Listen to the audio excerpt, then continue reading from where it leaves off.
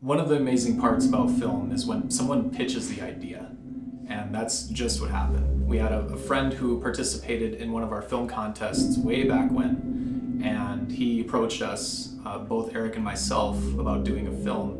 And it was something kind of out of the frame that we normally do. It was more in the realm of a psychological thriller. And so it piqued our interest and it really kind of got the ball rolling almost right away. In fact, I think we had 2 meetings before we actually decided we were on board to do it. Over and Over was, a very unique film in the sense that, we weren't really anticipating getting into another film project. At that time, when it first started, we had just got done completing a short film for a film contest known as Rosie, and we were kind of making little shorts for our nonprofit, ND Strong at the time. And we weren't really anticipating to get into a short film project. But, what kind of came out of this was something very special. And it was sometimes, the spontaneity-ness of things is always kind of fun. When it's like you're not expecting something and something happens, it's a very cool thing. And so this was kind of one of those things where, at the beginning, when it all started, I don't think it was something that Matt and I were necessarily anticipating. Then Evan came in one day, pitched the story idea, and me personally, I really liked the idea. It was a very unique concept, and it had its own unique twist to it. And after seeing the script and how it played out, it was something where I think we all kind of wanted to get together and kind of beef it up a little bit and add a little bit more of a tighter storyline to it. And the end result's really cool. Well, in the beginning, I brought the story of Over and Over to Matt and Eric when they were still over at MACA. I had just done a little video shoot for them about the Children's Museum, and I brought this idea of a man obsessed with murder, and he's trapped inside of his head, and he often hallucinates about this, and he's waiting for the perfect victim. He wants to kill someone, but he's kind of reserved about it because he needs the perfect victim to get the full payoff of it. And their initial reaction was interesting because they're used to, comedy sketches, stuff like that. So it's definitely, I was kind of hesitant to bring the idea to them, but I think it worked out.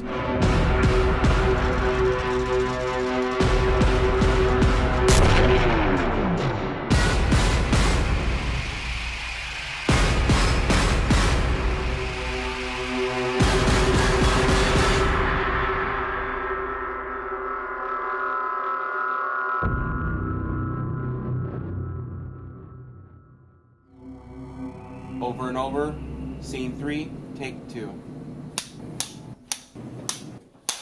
Action. Psycho. All right, are you rolling? Yeah, I'm rolling. Did you hear that? My name is Matthew Maldonado. I am the primary editor and director of photography for Over and Over. My name is Evan Blackwell, and I am the director/original screenplay writer of Over and Over. My name's Eric Temke, and I was the executive producer of Over and Over. Roles as a director of photography and an editor on this film were really interesting because they really do go hand in hand. Because when I was filming on set, it really gave me a really unique perspective to be able to vision it in the studio too at the same time.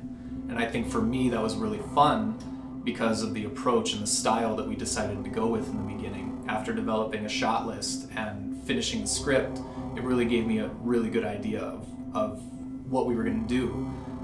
As far as the shooting style, as far as the editing style.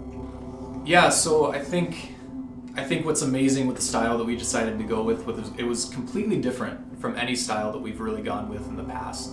Typically we do this tripod, this stabilizing shot, and it wasn't like that at all. In fact, this is an edgier film, which required a more edgier style of filming. And so we actually approached the style in a much more handheld, more candid style of filming. And that was really unique because a lot of the scenes that we did were all one shots, and we would just pick and choose from each one, not knowing really where we were going to be. And it was amazing because it was kind of this new guerrilla style of shooting. Even though we had a shot list to go off of, it was really interesting to approach it this way because it did feel more candid. when you watch it on screen and the emotion and the feeling and this camera that's constantly moving is also suggesting the fact that maybe his mind is always moving in this film. So it's really cool, the symbolism of the way that the style of shooting that we approached as compared to the style of Daniel's character in the film too.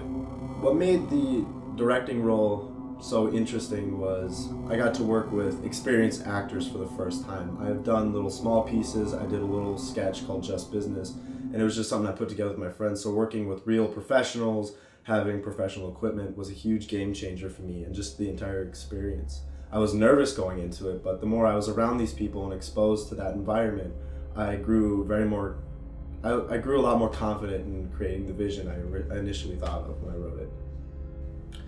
Being the executive producer, I had a unique opportunity and, help find the casting, talk to the talent, setting up, makeup and different people, being able to scout locations and work directly with owners of, certain locations, and like the grocery scene, for example. We were able to work with the managers and try to find a time slot that worked for them to come in. I also had the opportunity to work with the financials of the film. I think that's something that not a lot of people know, is this film was made off of $200 at the end of it, and it's a pretty cool film. And I think being the executive producer, it was just a really cool opportunity to see the film from the outside looking in. Normally I'm with Matt down in the trenches and we're both filming and I got audio and we're both killing it behind the scenes, but for this take I was more of a first AD role on set. And as the executive producer, I was more in charge of lining up where the scenes were going to go and lining up when the film crews needed to be there at what time and when talent needed to be on screen. And so that was a really cool process. The first time I was ever to be really in that role, more concentrated. And so with the film editing process too, being able to sit back and watch Matt and Evan take complete creative control, and Matt putting in some of his editing touches that really made this film come together was something really special. Camera is rolling. My favorite scene is probably got to be the grocery sequence, because it got all of the people who came involved to make this thing happen. We all had our own little cameo in that one scene, and it just had this constant emotion and so many different perspectives from everyone in that scene. There was always something going on. Working with Joe Coppinger, that was fun. Yeah, dickhead. Getting to do a little improv with him in that sequence was amazing. We all had a good time on set with that one, and that was the first sequence that we actually shot. So everyone was just getting into it, but it ended up being one of the best sequences in the entire piece. My favorite scene had to be the last scene, or one of the last scenes with Daniel and Rachel's characters. I think what was amazing for me in that scene was how Daniel's character really was portrayed in one moment in the whole scene. And that was when you see this little smirk on his face. And it was just so menacing, it was so real, and almost too real. On set, I remember we were looking at it, we're like, oh wow, like we were behind the camera and it was just seeing this performance, and it was just amazing, like something we've never seen before, a tier level of acting. And so what Daniel portrayed in that one moment really kind of sold the film for me, because it looked like he was having a bit of fun too, doing what he was doing and toying with everybody, and really just, he's knowing that he's kind of in control of the situation. And so I think just that moment really kind of suggested the whole thing, that it's all a game. And I don't know, that part for me, it really gets me. And especially when we added in the music and it just kind of got a little quiet, and I think it was a perfect moment. My favorite scene of Over and Over is really a combination of a few. My favorite part really is just the reveal of how everything kind of comes together. And so it's not really a scene specifically, but it's how he goes into the mind of the character, how it was edited together. It's really cool that you're able to explore not only the realism of the film, but then all of a sudden, in an instant, you're in the mind of the character. And so to me, my favorite part of the film wasn't necessarily a scene, but it was how it was put together. So not only were you in the reel, but you were also in the mental state of this character, seeing what was going on in his mind. Your hands a little bit.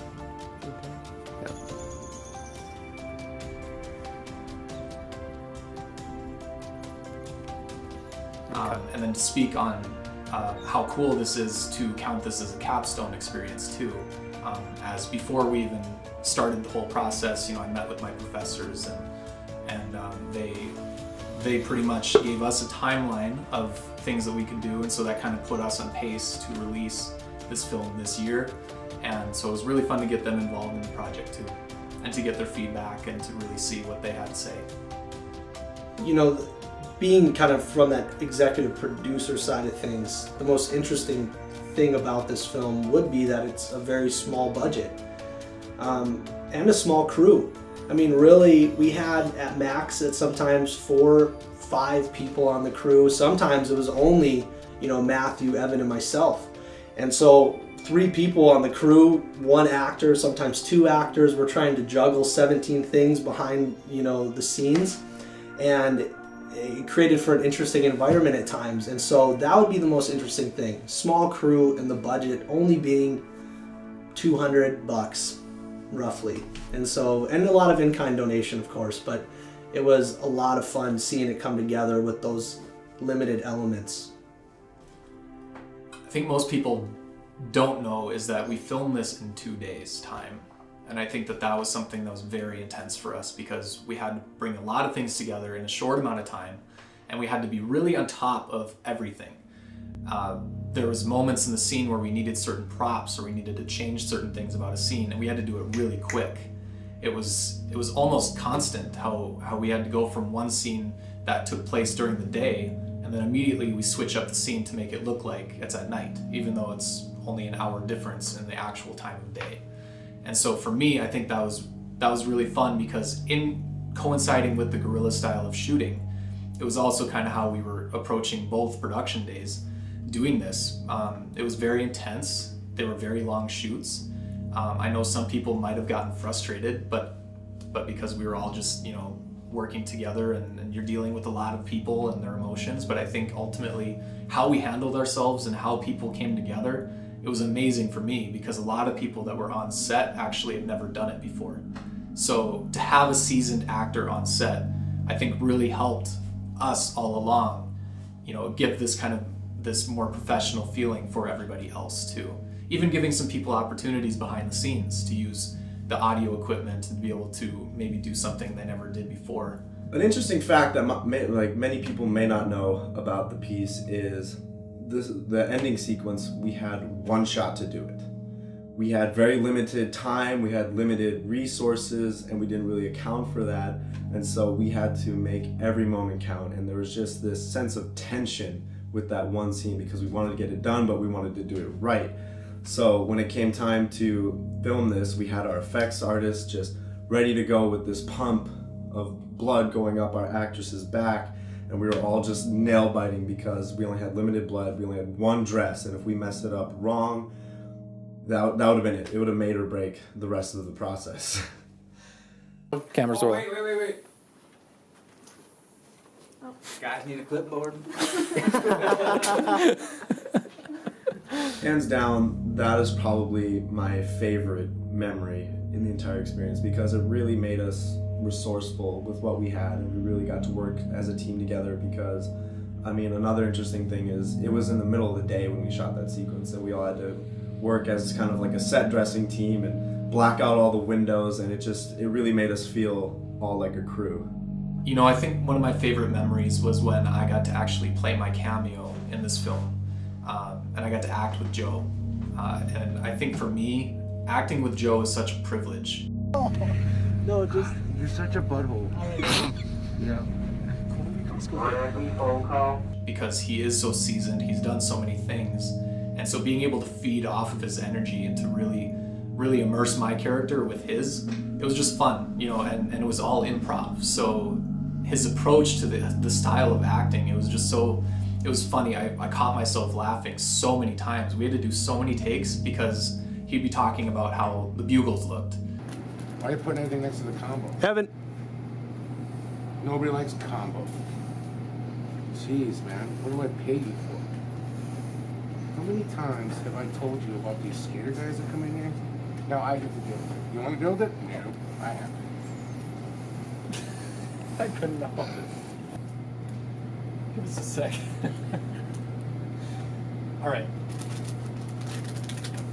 Who the hell would eat Gardetto's Chipotle cheddar? You ever eaten Chipotle? Joe. It's gonna be funny. No, I'm not. I'm serious, man. Chipotle sucks. Now the bugles, bugles are just, I don't even understand why you name it a bugle. Anyway.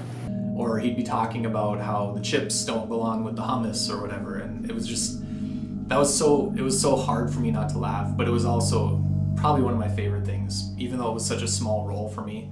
I was just so privileged to work with him and to be in that moment and to really kind of grasp this humor, because that was kind of the humor in the scene for this whole thing. And so being able to watch Joe act and perform in his craft, I think it was just very inspirational for me as a filmmaker to watch him do that. So it was great. My favorite memory, I think, is just with every film. It's the relationships. You know, it was cool working with new actors and also bringing back an actress in Rachel that we've worked with before. And so it's always cool kind of rekindling these relationships through film. That's the best thing about filmmaking, is it takes a team and a team effort on all angles and directions. It's not just the director, it's not just the lead actor, it's everybody behind the scenes that came together and made it what it was. So I think that's my favorite part, is the relationships, being able to work together on something, and then seeing the outcome of the film in a theater. It's pretty cool. Matt, we could even get him walking to his second point too, from the same angle, just so you have extras. So you want him to go full? I messed with the ATM, I'm sorry. So the direction of where your eyes are going to And be. basically just keep screaming. and Until, doing yep, everything. I'll say cut when. So. Oh wait, let me And go get these fucking papers. I had to waste my lunch break. Fuck. Hold on, can I redo that? Yep, just right from there. Oh. I'm really excited to see where this film goes. I'm really excited because not only does this act as my capstone, like I mentioned, but you know, being that it's Evan's directing debut, I think it's really cool because now we've all worked together and now we've all done something that's amazing, and now I just can't wait to see where it goes from here. And to me, that's something very special because there was some chemistry on set that day, you know, bringing back old actors and actresses and then experiencing new ones, and even to the tier level of Daniel's craft, and to be able to see how Daniel really did it, and then it kind of motivated me to want to do that much better for our next ones. So that for me is exciting to see where the future goes from this. I really hope you enjoy this piece. A lot of amazing people came together to make this happen. You know, my closing statement would have to be that murder is not a good thing. And so you just want to be aware that if you have thoughts of murder, you may want to seek professional help and guidance, and that this is only a movie. And we're just having fun, exploring a new creative realm. And, you know, I'm a lighthearted guy. And so a lot of people that know me, I'm not going through some period of my life where I'm starting to explore dark elements. I'm merely doing it for creative purposes. And I hope you guys enjoy. It's going to be a lot of fun. And I can't wait to hear you guys' feedback. Awesome. I think that's going to be the